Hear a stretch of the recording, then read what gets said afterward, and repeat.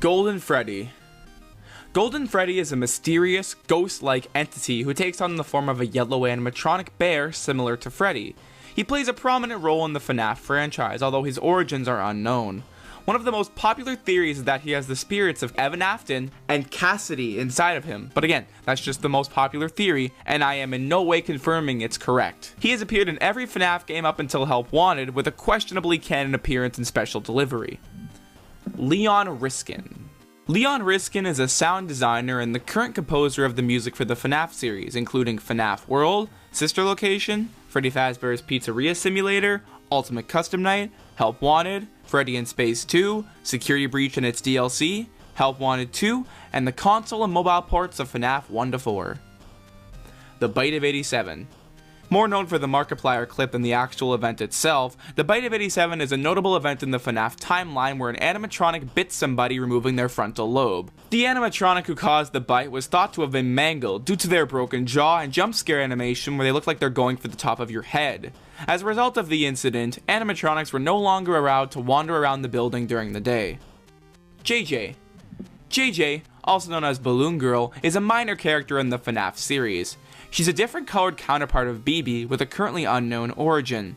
She made the first appearance in FNAF 2 as an Easter egg where she would appear under your desk. Her adventure counterpart appears as one of the pilots in the Foxy Fighters minigame from FNAF World. Foxy singing. In FNAF 1, you can sometimes hear Foxy singing. This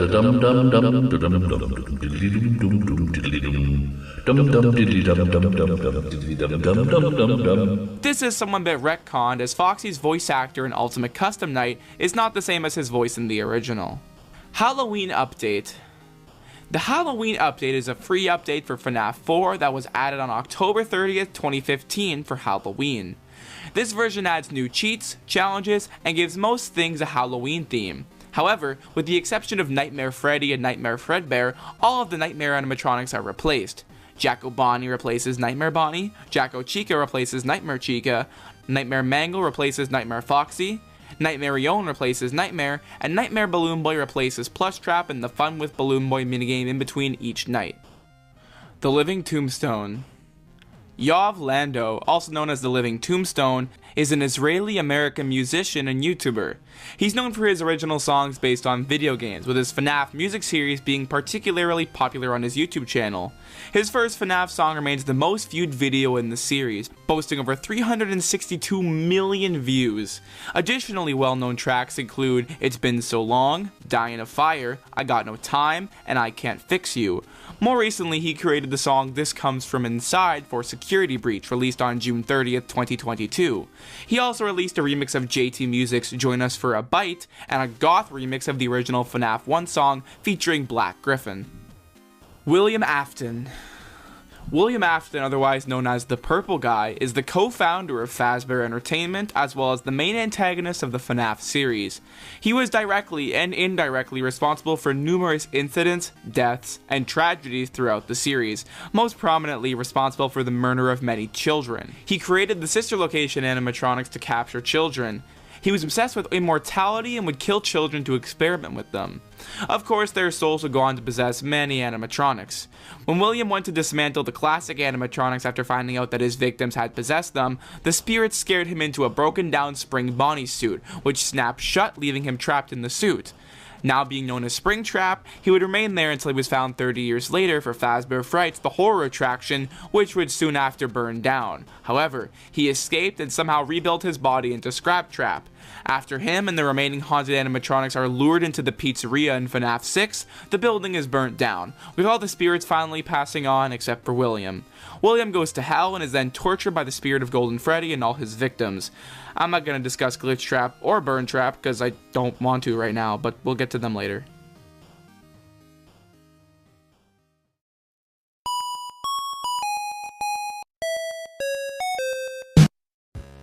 FNAF 2 is a prequel. This is exactly what it says. This refers to how FNAF 2 comes before FNAF 1 in the timeline. FNAF 2 takes place in 1987, while FNAF 1 takes place in 1993 or 2003. It's a bit unclear in those contradicting points, but nevertheless, FNAF 2 comes before FNAF 1. We know this because 1. Phone Guy is alive and well in FNAF 2, even though he died in FNAF 1. And 2, the way the animatronics are later refurbished into the classic animatronics from FNAF 1. Marionette versus puppet. This is referring to the debate of whether this animatronic is called the marionette or the puppet. The Funko Pop figure of the character and his description in UCN calls it the marionette. However, everyone in the fandom seems to call it the puppet. Endo-01 looking at the camera. This is referring to an Easter egg in FNAF 1, where the endoskeleton in the back room will suddenly activate and look into the camera. There's not much else to say about this. Toxicometer. This is a scrapped gameplay mechanic from FNAF 2. It was presumed to appear when you put on the Freddy head. The Toxicometer can still be found in the files of the game, yet it goes unused. Chipper & Sons Lumber Co. Chipper & Sons Lumber Co. is a construction RPG produced by Scott Cawthon before FNAF. In the game, you play as Tyke, a young beaver who is just starting out in the lumber business, who must chop down trees, collect and sell wood, and buy or find various items to make your business easier to run. This game was also pitched to Steam Greenlight, but was pulled a day later after Scott received harsh criticism regarding the art style and how the characters looked and moved like animatronic mascots. These same critiques were later used to make FNAF the series we know it today. Troll games. The FNAF series has had many troll games, in part due to Scott being a bit of a prankster. The first being FNAF 3's troll game, which he released claiming that he had been hacked and that he might as well just release the final game. The game, however, was just a reskin of one of his previous games, There Is No Pause Button, with the lead character having a Freddy head. He also said that Sister Location was becoming too mature and that he wanted to fix it. To compensate for this, he released the mature version while saying the real version would come out in a few months. This mature edition was actually just a reskinned version of one of his previous games being Sit and Survive. He's made more following the same premise, but these are his most notable. Scott Drama. In June 2021, Scott Cawthon faced significant controversy due to his political donations to primarily Republican politicians, including former President Donald Trump. This led to backlash in the FNAF community, particularly among its LGBTQIA+ members. Scott defended his actions by stating that he supported the candidates he believed could best run the country and did not apologize for his political beliefs, emphasizing his rights as an American citizen. He also mentioned his stance as a pro-life Christian Republican.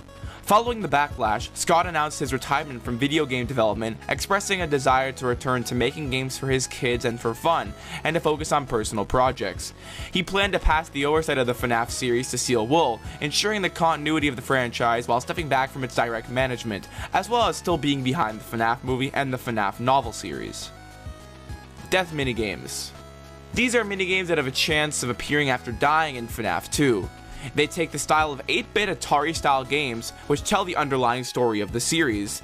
These minigames were the first appearance of the Purple Guy, who we later know as William Afton. Some of the most notable of these being the Give Gifts Give Life minigame, where the puppet puts the souls of the missing children into the classic animatronics, Take Cake to the Children, where William Afton murders Charlie Emily at some of a Fazbear establishment, and many other story-related events.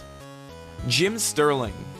Jim Sterling is a YouTuber and game critic. They had critiqued Scott's game before FNAF, that being Chipper & Sons Lumber Company, for having characters that resemble creepy animatronic mascots.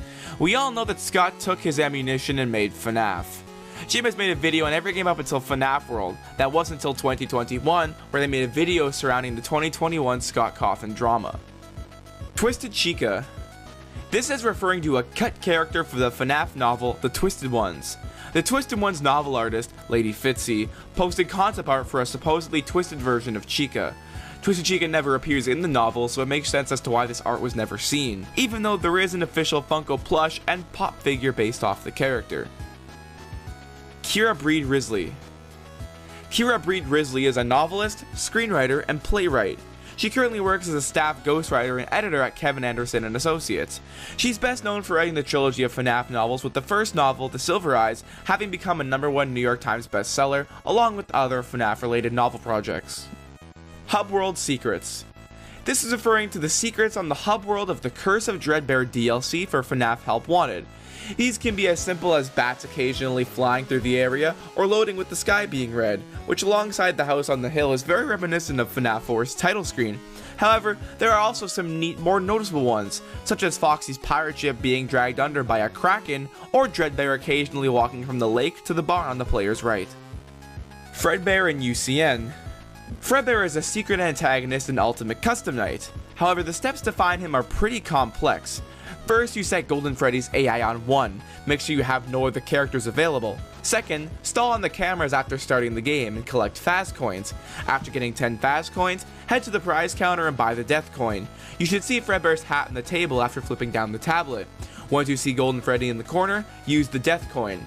Instead of dying to Golden Freddy, you'll get a unique jump scare. He's voiced by Kellen Goff, who's a reoccurring voice actor for the series. His voice is deep and garbled, but when edited is actually saying things.